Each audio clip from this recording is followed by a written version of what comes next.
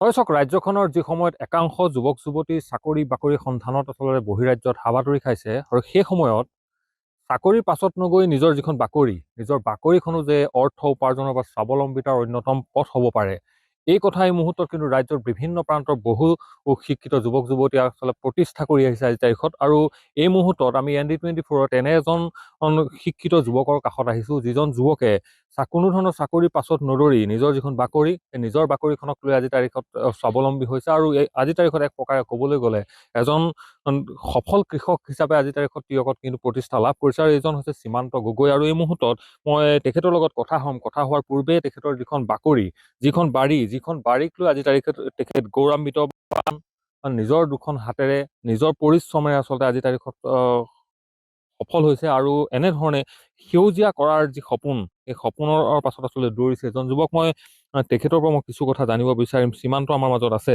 মই পুনতে আপোনাক শুভেচ্ছা জনাইছোঁ যে আপুনি এই যি পৰিকল্পনা কৰি যেনেধৰণে আচলতে আজি তাৰিখত আগুৱাই গৈছে, মই কৈছোঁ অকল খেতিতেই নহয়, আচলতে আজি তাৰিখত যদি চাওঁ, সীমান্তৰ বাৰীখনত আজি তাৰিখত হাঁহ কুকুৰাৰ পৰা আৰম্ভ কৰি সকলো ধৰণৰ খেতি আজি তাৰিখত কৰিছে। আৰু মই আপোনাৰ পৰা জানিম কেনেকুৱা ধৰণৰ এই যিটো চিন্তা আজি তাৰিখত কিছু ব্যতিক্ৰম। এইকাৰণে কৈছোঁ যে পঢ়িছে আপুনি, স্নাতক ডিগ্ৰী লৈছে, তাৰ পাছত বহুজন কিন্তু আপোনাৰ দৰে বহুত কিন্তু চাকৰি বিচাৰি গৈছে। চাকৰিও বেয়া নহয়, কিন্তু তাৰ পাছত যে চাকৰি নাপালে বুলি হতাশ নহয়, এই যে এনেধৰণে নিজৰ বাৰীখন, নিজৰ বাকৰিখন, কেনেধৰণে এই চিন্তাটো আহিলে, আজি তাৰিখত কিমান খেতি কৰি আপুনি এই যে কৰিবলৈ সক্ষম হৈছে? আচলতে কি, মই নিজকে খুব গৌৰৱান্বিত কৰোঁ এজন খেতিয়ক হিচাপে।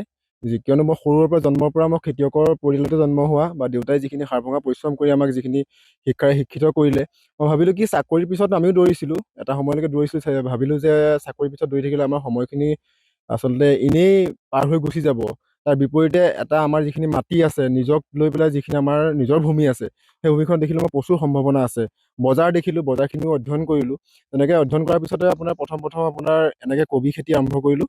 এতিয়া বৰ্তমান মোৰ আপোনাৰ প্ৰায় 14 বিঘা মাটিকালিৰ প্ৰায় 2.5 বিঘা মাটিত আপোনাৰ ওলকবি, ফুলকবি, আপোনাৰ বন্ধাকবি, বেঙেনা এনেকুৱা জাতীয় বস্তু লগোৱা হৈছে। বৰ্তমান আপোনাৰ ওলকবি বজাৰমুখী কৰি তোলা হৈছে।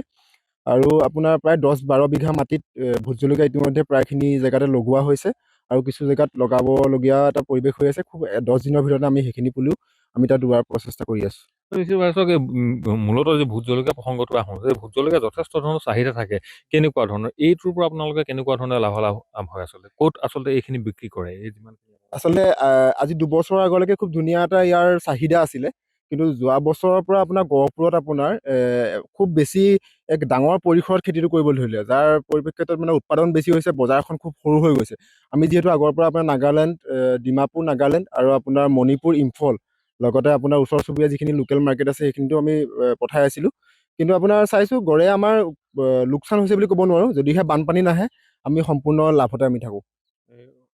আজি তাৰিখত আপোনাৰ বাৰীত কবি দেখিলোঁ, ভোট জলকীয়া, আৰু কেনেকুৱা ধৰণৰ খেতি আপোনাৰ কৰিছে?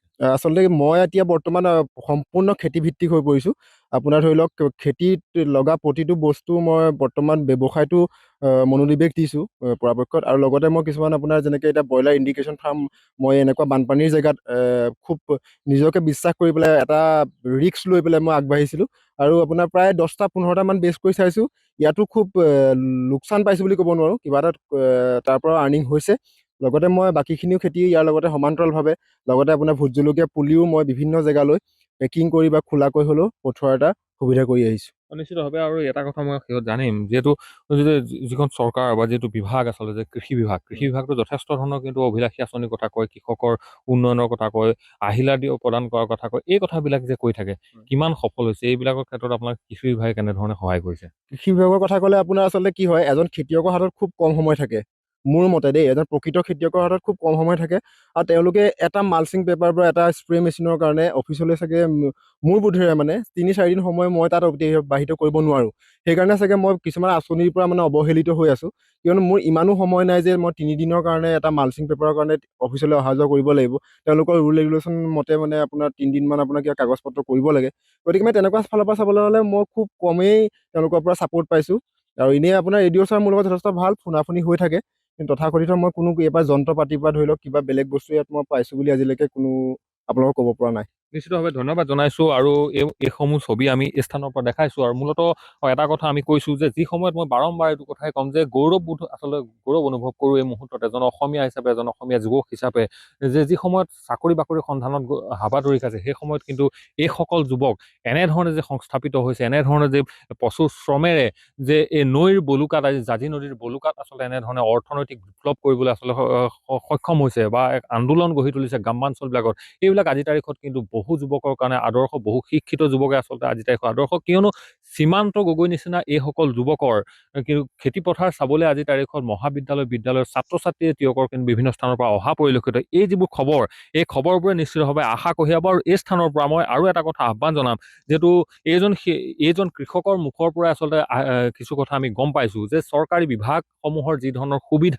যিসমূহ সুবিধা আচলতে কৃষকসকলক দিয়াৰ কথা কয় সেই সুবিধাসমূহ প্ৰকৃততে এইসকল আচলতে চহা কৃষকৰ ওচৰত আজি তাৰিখত যে পোৱাত কিছু অসুবিধা আছে এই কথাবোৰক আচলতে দৃষ্টি নিক্ষেপ কৰিব লাগে বিভাগটো আৰু এইসমূহ সহজতে যাতে প্ৰকৃত কৃষকসকলে পায় এই ব্যৱস্থাটো কিছু সৰলীকৃত কৰিলে কিন্তু কিছু উপকৃত হ'ব বুলি এই মুহূৰ্তত আশা কৰিব পাৰোঁ এই মুহূৰ্তত তিয়কৰ পৰা মই অঞ্জন প্ৰকাশ ND24।